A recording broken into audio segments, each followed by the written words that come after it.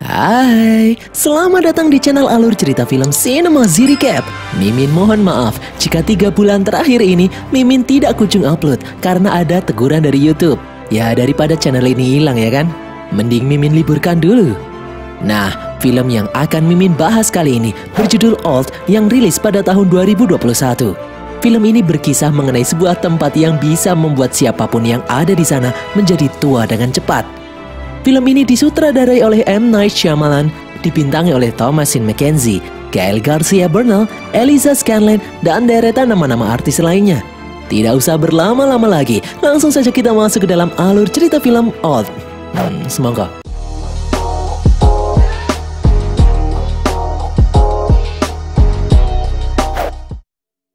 Di siang hari yang cerah, sebuah keluarga yang terdiri dari sang ayah yang bernama Kappa, istrinya Priska, dan kedua anaknya yang bernama Maddox dan Trent sedang melakukan perjalanan menuju hotel yang berada di pedalaman dalam rangka liburan musim panas.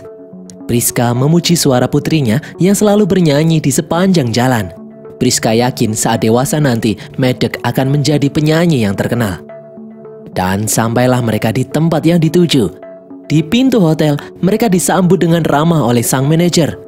Priska dan Kappa diberi minuman sambutan. Sementara Maddox dan Trent berkeliling melihat-lihat. Priska mengaku menemukan hotel ini via online. Saat Trent akan mengambil jus jeruk, mereka bertemu dengan seorang bocah yang bernama Idlib. Dia adalah keponakan sang manajer hotel. Secara singkat, Trent langsung bisa akrab dengan Idlib yang ramah itu. Keluarga itu pun memasuki kamar yang telah mereka pesan sebelumnya. Di ruangan itu, Kappa menemukan brosur perusahaan farmasi di sana. Dia merasa aneh kenapa sebuah perusahaan farmasi bisa bekerja sama dengan sebuah hotel. Lalu tiba-tiba muncul Maddox dan Trent yang mengajak orang tuanya untuk pergi ke pantai. Mereka pun pergi ke pantai dan bersenang-senang. Trent dan Idlib menanyai setiap orang di pantai mengenai nama dan pekerjaan mereka. Ada yang bekerja sebagai polisi, penari, pegawai bank, dan lain-lain.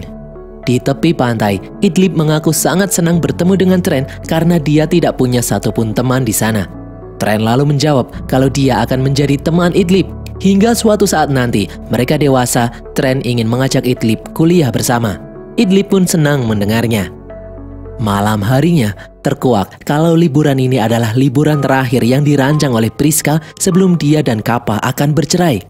Meskipun Kappa tidak ingin perpisahan ini terjadi, dengan alasan kalau saat ini Priska didiagnosis menderita tumor.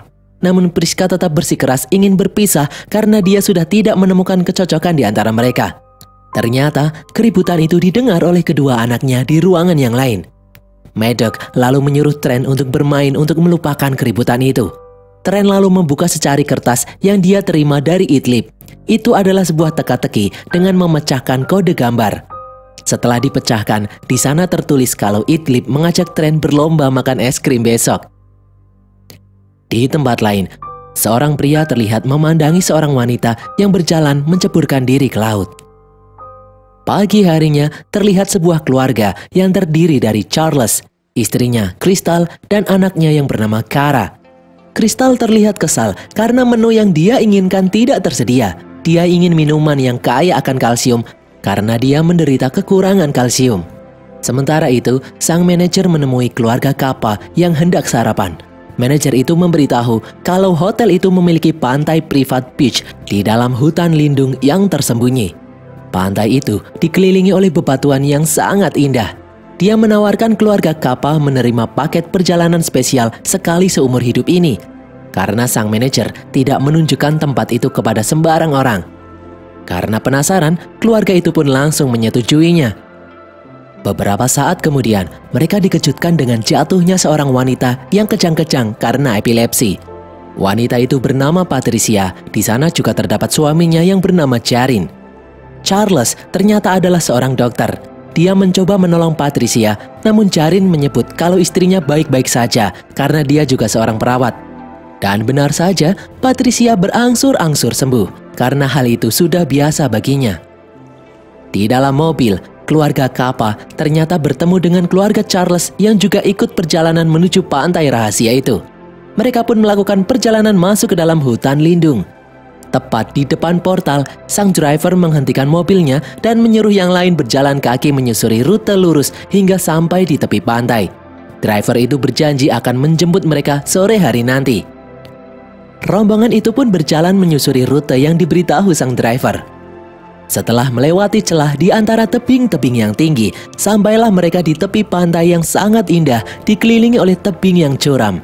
Mereka pun langsung menyiapkan tenda untuk beristirahat. Di sana, Charles melihat seorang pria yang duduk sendirian. Sementara Maddox yang juga melihat si pria yang duduk sendirian itu, dia mengenalnya karena pria itu adalah seorang penyanyi terkenal yang bernama Mead. Maddox sangat ingin foto dengan Mead, namun Kappa melarangnya karena tidak ingin mengganggu privasi orang lain. Maddox, Trent, dan Kara bermain-main dengan riang gembira di sana. Di saat sedang bermain, Maddox dan Trent menemukan beberapa peralatan makan dari hotel yang telah berkarat. Priska lalu menyuruh mereka untuk menaruh kembali barang itu karena takut tergores. Trent lalu memilih untuk berendam di pinggiran pantai. Dan tiba-tiba dari belakang muncul mayat seorang wanita yang mengapung. Dia pun berteriak. Semua orang pun kaget. Mead lalu bangkit dan mendekati mayat wanita itu. Orang-orang dewasa yang ada di sana pun dengan panik memeriksanya. Charles lalu melihat Mead dengan tatapan curiga. Mead lalu membuka mulut kalau sedari pagi dia memang menunggu wanita itu yang berenang sendirian. Dia tidak mengira wanita itu akan meninggal tenggelam. Dia tidak tahu apa-apa di sana. Charles yang curiga karena melihat hidung Mead berdarah tidak percaya begitu saja. Namun Mead menolak untuk bercerita lebih lanjut. Di tempat lain, Priska merasa bingung melihat putranya yang kesakitan karena celananya terlalu ketat. Di saat Charles dan Kappa mencoba menginterogasi Mead, tiba-tiba muncul Jarin dan istrinya masuk dari celah bebatuan. Mereka berdua juga diundang ke pantai itu. Bukannya liburan yang menyenangkan, mereka malah mendapati sebuah masalah karena ada wanita yang meninggal di pantai tersebut. Charles mencurigai Mead hanya karena hidung Mead terus-terusan mimisan. Namun Mead bersikeras kalau dia tidak tahu apa-apa. Crystal lalu muncul dan menyuruh suaminya mengecek keadaan ibunya yang tiba-tiba tidak sadarkan diri. Jarin lalu menyadari kalau di tempat itu tidak ada sinyal telepon sama sekali. Jarin berusaha kembali ke hutan di mana sang driver menurunkan mereka. Saat sedang berjalan kembali menyusuri lorong, tiba-tiba kepalanya terasa sakit. Jarin kemudian terlihat kembali siuman dan berada di bibir pantai. Charles lalu memeriksa ibunya yang ternyata baik-baik saja. Priska kemudian datang dan meminta bantuan Charles memeriksa anak mereka karena ada sesuatu yang tidak beres. Di saat Charles berjalan menuju anak-anak, Crystal kembali berteriak kalau ibu Charles kembali tumbang. Charles yang panik pun berlari mendekati ibunya. Charles mencoba melakukan tindakan, namun nyawa ibunya tidak tertolong. Menurut Charles, ibunya meninggal karena syok melihat ada mayat seorang wanita di sana. Di tempat lain, Jarin dan Patricia berbincang-bincang dengan Maddox dan Trent. Jarin bertanya berapa umur Trent. Trent lalu menjawab kalau umurnya baru 6 tahun. Namun jawaban itu membuat Jarin bingung. Menurut Jarin, umur mereka harusnya lebih tua dari itu. Priska lalu datang dan bertanya di mana anak-anaknya berada. Priska lalu kaget melihat keadaan kedua anaknya yang sudah berubah total. Mereka berdua terlihat lebih tua dari sebelumnya. Kappa lalu datang menghampiri istrinya. Dia juga terkejut melihat keadaan putra-putrinya yang sangat berbeda. Mereka seperti bukan anak-anak lagi. Charles lalu mencoba mengejar Mead yang terlihat berlari melewati celah. Namun mereka berdua pun mengalami sakit kepala yang sangat dan akhirnya pingsan. Charles dan Mead terlihat kembali siuman di bibir pantai. Jarin mulai menyadari kalau mereka mencoba kembali, mereka akan pingsan saat melewati celah itu. Mereka pun panik dan mencari cara untuk kembali. Mereka lalu memutuskan untuk berpencar mencari cara. Namun tetap saja, di saat mereka mencoba melewati celah, mereka akan pingsan. Saat semua orang kebingungan, Charles terlihat mengeluarkan sebilah pisau dari sakunya. Tiba-tiba dia menyerang Mead di wajahnya. Mead pun kesakitan. Jarin mencoba menenangkan Charles, namun Charles tiba-tiba sadar kalau dia mengira Mead akan menyerangnya. Charles pun meminta maaf. Keanehan lainnya pun muncul ketika luka di pipi Mead tiba-tiba sembuh dengan sangat cepat. Semua orang pun kebingungan. Mead lalu mulai bercerita kalau sebenarnya dia juga ketakutan. dia dan wanita yang sebelumnya ditemukan tewas mengaku baru berkenalan dan akrab kemarin malam karena mereka berdua memiliki riwayat penyakit kronis. Mead mengidap penyakit pembekuan darah, itulah mengapa hidungnya terus mimisan. Jarin pun terkejut mendengarnya karena istrinya juga kebetulan mengidap penyakit epilepsi. Beberapa saat kemudian, setelah memeriksa anaknya, Charles menyadari kalau para anak-anak semakin menua. Dia memprediksi usia biologis anaknya sekarang antara 12-13 tahun. Padahal tadi pagi anaknya masih berusia 6 tahun. Mereka pun kebingungan dengan apa yang terjadi. Mereka lalu dikejutkan oleh kematian anjing milik Charles yang juga tiba-tiba. Mereka semua lalu berkumpul. Patricia menanyai alasan kenapa mereka bisa berlibur di tempat itu. Crystal kemudian bercerita kalau keluarga mereka berlibur karena Charles mengalami stres akibat tekanan pekerjaan yang begitu berat. Lalu, di saat Priska akan bercerita mengenai keadaan dirinya, tiba-tiba dia pingsan. Semua orang pun panik. Charles memegang perut Priska dan menemukan sesuatu bergerak semakin membesar. Kappa berkata kalau istrinya memang memiliki tumor, namun seharusnya tumor itu masih jinak.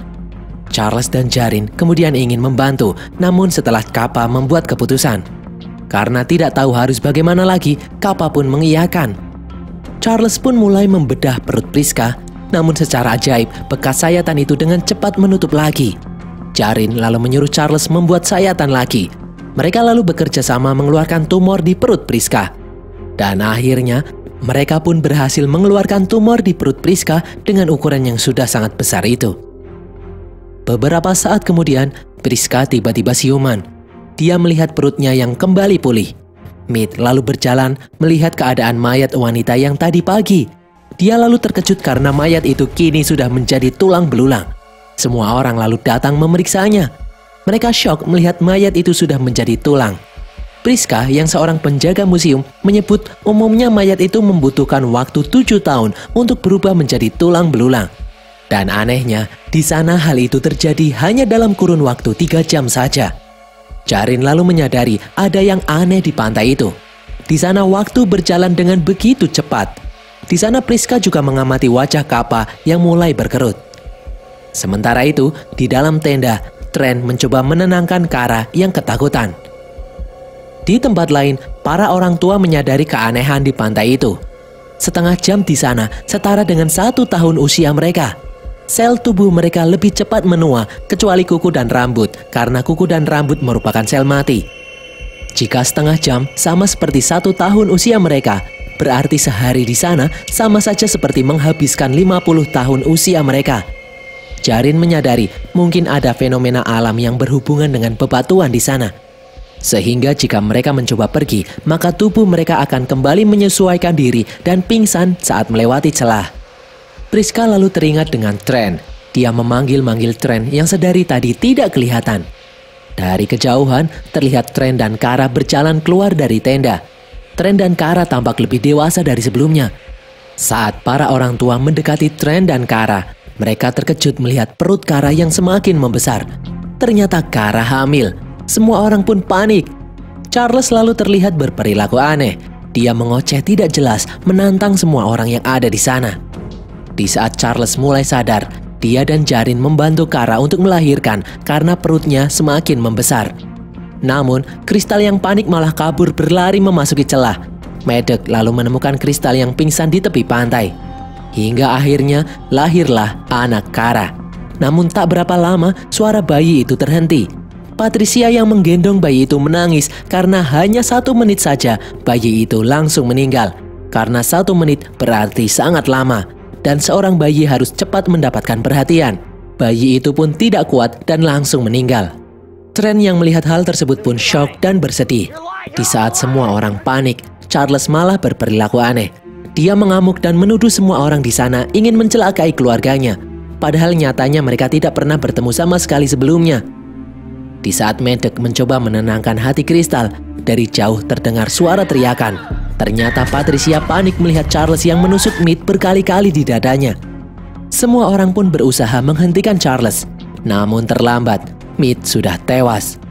Setelah situasi tenang, Kappa dan Jarin mendekati Charles, mengambil pisau di tangannya dan lalu menyingkirkannya. Sore harinya, Jarin memutuskan akan berenang melewati teluk. Dia pun mulai menceburkan diri dan berenang. Kappa lalu berkata kepada yang lain kalau dia menemukan kesamaan di antara mereka. Mereka yang ada di sana mengidap penyakit kronis. Bahkan Charles mengidap gangguan jiwa dan bertindak brutal. Priska lalu mengaku kalau dia tahu info tempat itu dari undian sebuah perusahaan farmasi secara online. Kappa lalu sadar kalau pihak hotel memilih mereka bukan secara acak, namun karena mereka mengetahui riwayat medis setiap orang yang ada di sana. Di tempat lain, Maddox berkata kepada ibunya kalau dia tahu jika sebenarnya kedua orang tuanya akan berpisah. Maddox lalu bertanya, apakah hal itu disebabkan karena adanya orang ketiga di antara mereka? Priska menjawab iya, dia mencintai pria lain. Maddox pun terkejut seakan tak percaya. Maddox yang marah lalu berjalan menyusuri pantai. Di saat Maddox sedang merenung, sesuatu mendekatinya.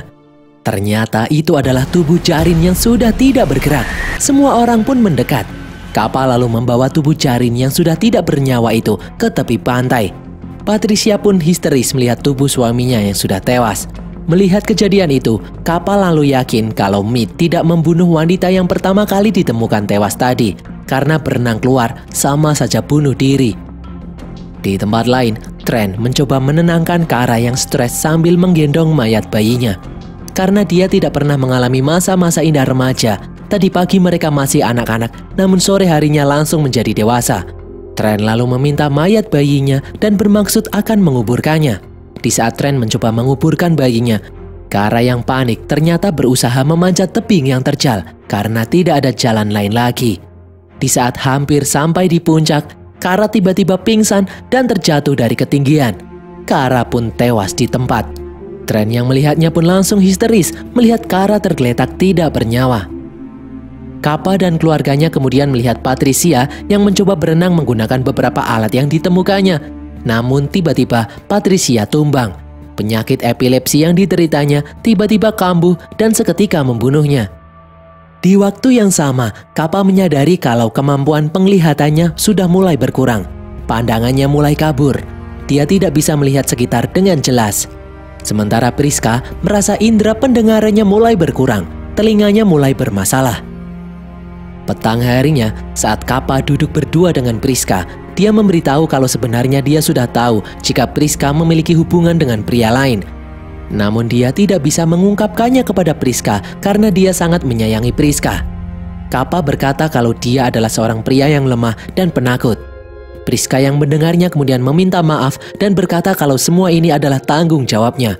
Priska tidak ingin Kappa menanggung beban. Itulah alasan yang membuat Priska meminta untuk berpisah. Namun Priska akhirnya sadar kalau ternyata Kappa memanglah orang yang benar-benar menyayanginya. Priska ingin tetap bersama Kappa sampai akhir hayatnya. Di saat Maddox dan Trent sedang mencari sesuatu untuk dibakar, dia menemukan sebuah buku. Setelah Maddox membuka buku itu, di sana terdapat tulisan seseorang yang sebelumnya pernah terjebak di pantai tersebut. Di buku itu tertulis kalau pusat medan magnet bumi terletak di tempat itu. Dengan bebatuan yang mengelilinginya terendam di dasar lautan selama jutaan tahun dan dengan mineral khusus yang terkandung di dalamnya, membuat sel makhluk hidup yang ada di sana menua dengan sangat cepat. Trent mempunyai ide, jika mereka bisa menemukan tabung logam yang besar, mereka pasti bisa terlepas dari pengaruh pantai itu dan keluar dari sana. Seperti yang dilakukan dokter di dalam ruangan X-ray. Namun ide itu adalah ide bodoh, karena tidak ada tabung semacam itu di sana. Maddox lalu melihat catatan nama dan alamat orang-orang yang pernah ada di pantai tersebut. Secara kebetulan, Trent melihat cahaya berkilau di atas bukit. Dia menyadari kalau itu adalah sebuah kamera. Ternyata ada seseorang yang mengawasi mereka dari jauh. Di tempat lain, secara diam-diam, Charles mengambil pisau dari dalam tas. Dia lalu berjalan mendekati Kappa dan menyerangnya menggunakan pisau. Priska pun panik mencoba menghentikan aksi gila Charles. Namun hal itu sia-sia. Priska kemudian pergi menemui anak-anaknya dan menyuruh mereka bersembunyi dari amukan Charles. Di dalam gua, Maddox dan Trent mendengar suara aneh. Ternyata itu adalah kristal yang bungkuk karena tubuhnya yang menua dan kekurangan kalsium. Kristal terus melempari Trent dengan batu karena marah akibat kematian anaknya dan terus menyalahkan Trent. Di saat Kristal kembali mengambil sebongkah batu besar, batu itu terjatuh mengenai tangannya dan langsung membuatnya patah. Secara singkat lengan Kristal langsung sembuh, namun di posisi yang salah. Sambil merangkak, Kristal terus mendekati Maddox dan Trent, namun tubuhnya langsung patah tulang saat mengenai dinding-dinding batu yang terjal. Kristal terus bergerak dan membuat tulang-tulang di tubuhnya patah. Dia pun tewas dalam kondisi yang mengenaskan. Di tempat lain, Priska muncul dan menyabet Charles dengan pisau yang berkarat yang sebelumnya ditemukan oleh anak-anaknya. Karena karat pada pisau itu menyebabkan infeksi, infeksi itu pun menjalar ke seluruh tubuh Charles dengan cepat. Charles pun akhirnya tewas karena infeksi. Kappa akhirnya terselamatkan. Di tengah malam, untuk menghibur ibunya, Maddox mulai bernyanyi dengan merdu. Priska pun tersenyum bahagia melihat putrinya itu. Di momen itu, Kappa berkata kalau dia lupa alasan kenapa mereka ingin pergi. Kappa merasa kalau pantai itu sangatlah indah karena keluarganya bisa bersatu. Dan tiba-tiba, Kappa pun ambruk. Dia meninggal karena tubuhnya semakin menua. Tak selang berapa lama, Priska pun juga turut ambruk dan meninggal karena tubuhnya yang juga sudah menua. Pagi harinya, Maddox dan Trent sudah terlihat seperti orang yang berusia 40 tahunan. Mereka menyadari kalau sisa waktu mereka juga sudah tidak lama lagi. Karena merasa putus asa, sebelum usia mereka berakhir, Trent mengajak Maddox untuk bermain membuat rumah-rumahan pasir untuk terakhir kalinya. Saat sedang bermain, Trent teringat ada surat teka-teki dari Idlib yang belum dia pecahkan. Maddox lalu menyuruh Trent memecahkannya. Sesaat setelah Trent memecahkan kode itu, dia terlihat terkejut. Di dalam kode itu bertuliskan bahwa pamannya Idlib tidak menyukai koral yang ada di sana. Mereka pun melihat koral yang ada tidak jauh dari tempat itu. Trent lalu berpikir, bisa jadi koral itu bisa melindungi mereka dari penuaan. Trent tahu, bisa saja Idlib mengetahui sesuatu mengenai pantai itu dan Idlib ingin menolong Trent. Mereka berdua pun bergegas berenang menuju koral. Setelah beberapa saat berenang, saat mereka berdua memasuki kolong gua di dalam koral, baju yang dipakai Maddox tersangkut. Trent pun berusaha menolongnya, namun usaha itu sepertinya sia-sia. Dari kejauhan, seseorang mengawasi aksi Trent dan Maddox. Dia melihat dari kejauhan kalau Trent dan Maddox tidak kunjung muncul. Dia pun mengakhiri pengawasannya. Pria itu adalah sang driver yang mengantar keluarga Kappa ke pantai tersebut. Di sana terlihat berbagai kamera dan peralatan komputer yang mengawasi pantai itu dari jauh. Sang driver melaporkan kalau Trent dan Maddox tewas tenggelam. Dia lalu bergegas pergi membawa laptop miliknya. Dia kembali ke hotel dan memasuki sebuah ruangan rahasia. Di dalamnya terlihat banyak orang yang sedang meneliti berbagai penyakit. Ternyata itu adalah salah satu perusahaan farmasi terbesar di dunia yang menyponsori didirikannya hotel di tengah hutan itu. Di sana terlihat sang manajer hotel yang memimpin doa berkabung bagi tewasnya para tamu yang ada di pantai. Ternyata mereka adalah kelinci percobaan untuk mengetes obat sehingga tidak memerlukan waktu puluhan tahun untuk menguji obat milik perusahaan itu. Berkat eksperimen sebelumnya, salah seorang peneliti berhasil menemukan obat epilepsi yang mujarab bagi umat manusia. Buktinya, Patricia bisa bertahan hidup selama 8 jam 17 menit, yang mana sama saja dengan 17 tahun terbebas dari epilepsi. Mereka pun akan segera memproduksi obat itu untuk disebarkan ke seluruh dunia. Semua orang pun bersorak. Sang manajer lalu menyiapkan sasaran baru yang memiliki penyakit kronis lain sebagai kelinci percobaan berikutnya.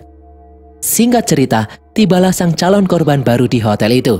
Sang manajer menyambut mereka dengan sangat ramah. Saat calon korban akan diberi minuman sambutan, seseorang mengacaukannya. Ternyata orang itu adalah Trent dan Maddox yang berhasil selamat. Trent telah meminta bantuan pada polisi yang dikenalnya sebelumnya untuk mengirim bala bantuan. Trent membongkar praktek penelitian ilegal yang dilakukan oleh hotel itu. Trent yang kini terlihat dewasa memperlihatkan kertas teka-teki kepada Idlib. Dia berterima kasih pada Idlib karena telah menyelamatkan nyawa mereka. Idlib pun terlihat kebingungan. Ternyata sebelumnya, Trent berhasil membantu Maddox meloloskan diri. Mereka bernafas melalui celah-celah koral sebelum akhirnya berhasil menyelamatkan diri. Singkat cerita, pihak kepolisian berhasil menangkap dan akan mengadili semua orang yang terlibat praktek ilegal, termasuk perusahaan obat yang menyponsorinya. Pihak kepolisian lalu berniat mengirim Trent dan Maddox ke rumah bibi mereka. Trent dan Maddox pun bingung bagaimana nanti reaksi keluarga mereka setelah melihat keponakannya tiba-tiba berubah menjadi orang tua. Dan berakhirlah alur cerita film Old ini guys. Semoga kalian terhibur. Tulis kritik dan saran kalian di kolom komentar. Jangan lupa follow semua media sosial kami. Sampai jumpa di konten kami berikutnya. Bye.